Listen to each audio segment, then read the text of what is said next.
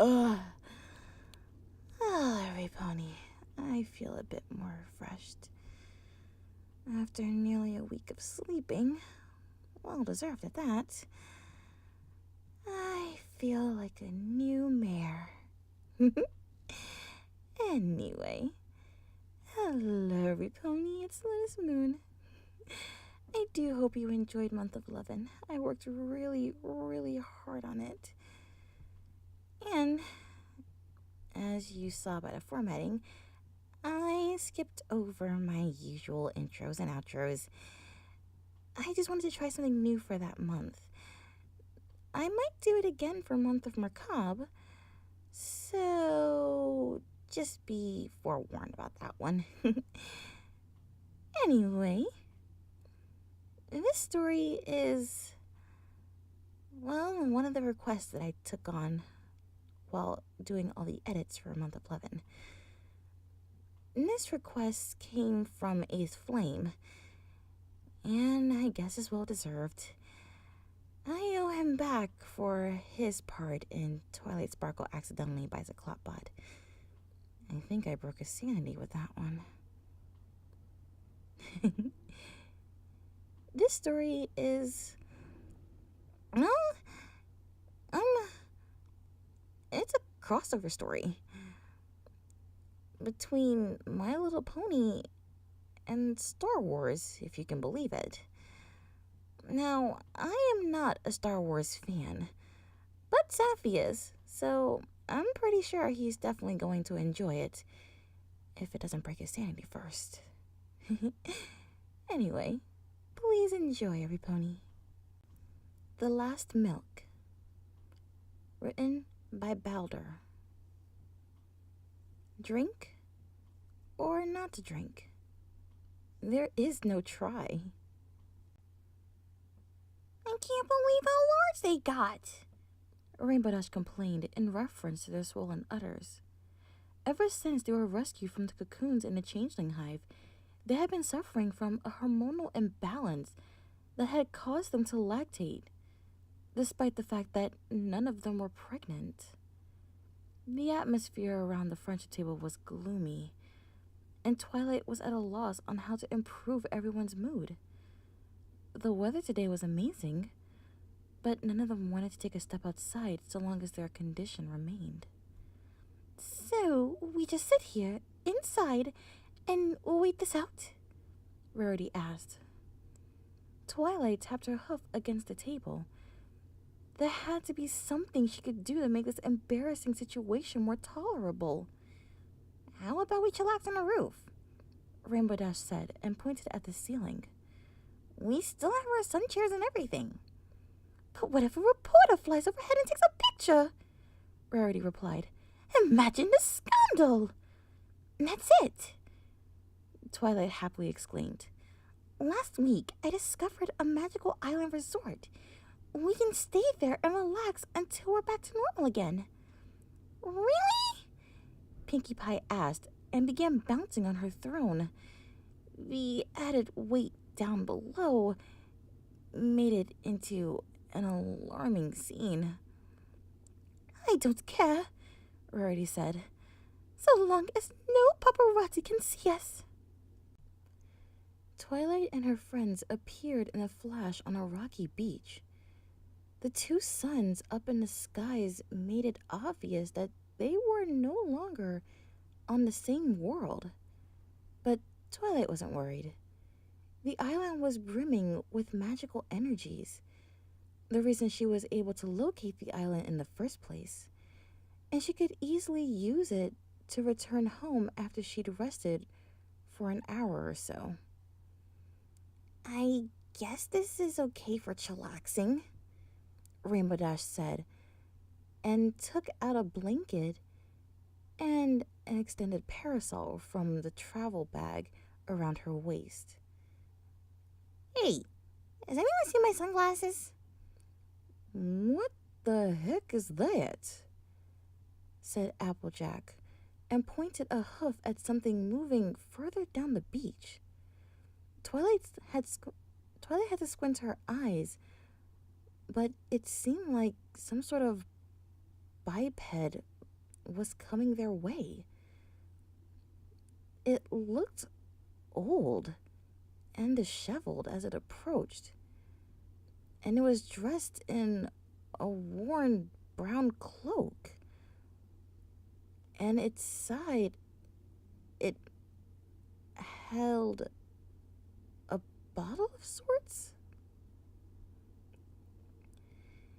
"You girls relax while I go say hello," Twilight said, and trotted away to meet with the alien, while the girls laid down on their blankets to sunbathe. The tall alien ignored her as she extended a hoof and said hello. Instead, it walked past her and went straight for Fluttershy, who laid on her back with sunglasses on. "What do you want?" Rainbow Dash asked as the alien looked down at Fluttershy, or, more specifically, the two round mounds on her nether region. Before anyone could react, the alien was between Fluttershy's legs and attached the bottle to her teat. The poor Pegasus shrieked in surprise, but as the bottle began to fill up, her yells turned into moans of pleasure. Twilight and her friends were too startled to do anything but gape openly, and things took an even more bizarre turn when the alien had finished draining Fluttershy. It stood up until it reached its full height, then began to chug the milk so greedily that most of it ended up sticking to its thick beard. "Run away!" Twilight said, knowing she didn't have enough magic left to stop it. They all bolted away from the alien, except for Fluttershy, who remained panting on the blanket with a flushed expression. Twilight and Rainbow Dash galloped up a nearby cliffside to hide, when suddenly a little green midget appeared from thin air right next to them. "Good for your mucus, it said in its crackling voice. "What the heck?"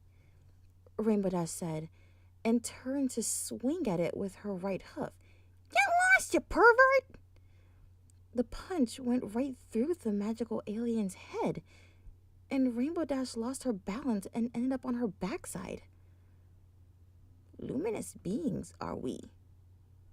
Not this crude matter," the green alien said, and pointed with an ethereal walking stick at Rainbow Dash's swollen udders. "Wait, what?" asked Twilight. "I sense much milk within the orange one," the tall alien said, and licked his lips after having emptied the bottle. "Isn't that true, Master Yoda?" "Size not matter. Judge me by my size, do you, Luke?" Yoda retorted. "What the hey is wrong with you people?" Applejack shouted out from behind some rocks a dozen yards away. "You ain't getting any of my milk." Amazing. Every word of what you just said was wrong, Luke said, bottle in hand. Rey felt her connection with Kylo Ren take hold once more. "What are you doing?" Kylo asked. Rey didn't know how to explain the sight in front of her. Luke was chasing a white unicorn mare with 3 diamonds on her rump, around and around in circles, armed with his signature milking bottle, held high as if it was his lightsaber.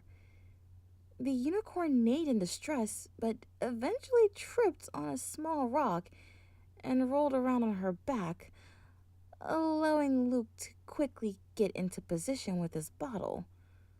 Once the milk started to pour out, the unicorn's wails turned into cries of bliss. "You don't want to know," Rey told Kylo. Luke had completed his milking and took a victory sip.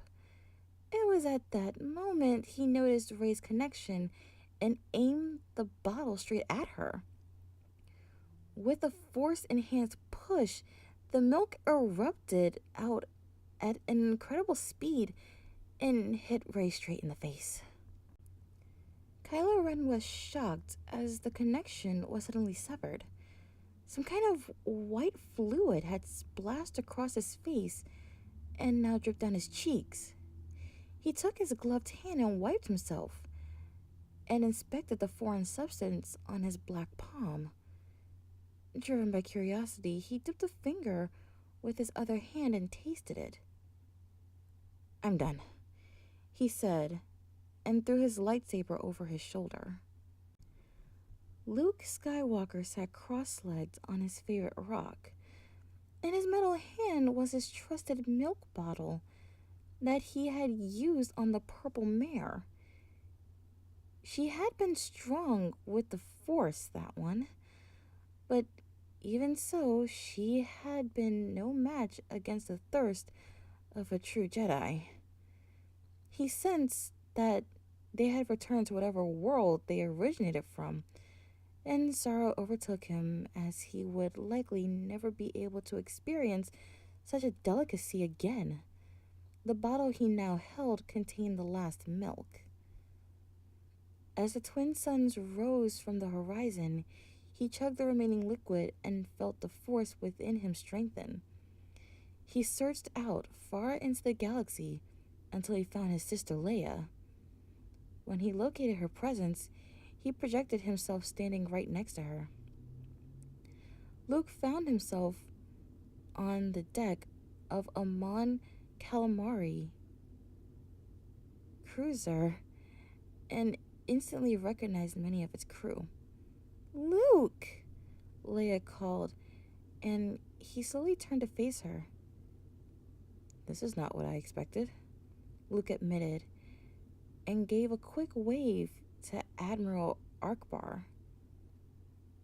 "The First Order, Kylo killed Snoke and took control of the fleet," Leia said suddenly. "He then called us and said, 'You people are sick,' before breaking off the pursuit. Did you do this?" Luke could only stare in confusion at first, but eventually made a wild guess and nodded his head. "Thank the Force," Leia said, and slumped down in her chair. She then gave Luke a more thorough inspection and tilted her head at what she saw. "What's that white line on your upper lip?" The end. Din, din, din, din, din, din, din, din, din. Din, din, din, din, din, din, din. Din, din, din, din, din, din, din.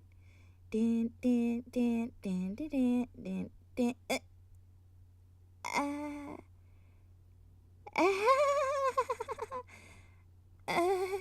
So, that concludes the reading of The Last Milk, written by, Balder. Okay, not gonna lie, you all heard that. I don't think it really matters at this point. What the fuck did I just read? Eighth, I know I broke your sanity by having you be valiant, but did you really have to break my sanity with this? I mean, it was funny and all, but, what in the name of Equestria did I just read? Safi is going to torture me with this. He's not going to let me let it go. Safi is a huge Star Wars fan, so I know for a fact he definitely loved this story. No escaping it. Anyway, everybody, I know you all had a good laugh, and I must admit, in a small way, I did too at this story, and I do hope you enjoyed it, and look forward to more stories from me in the future. Just one request. Don't request any more Star Wars stories from me. It's eerily scary that my Yoda impression is very spot on. Maybe. I am Lewis Moon, and I want to wish you all a good morning, afternoon, evening, or night wherever you are, every pony. Good night.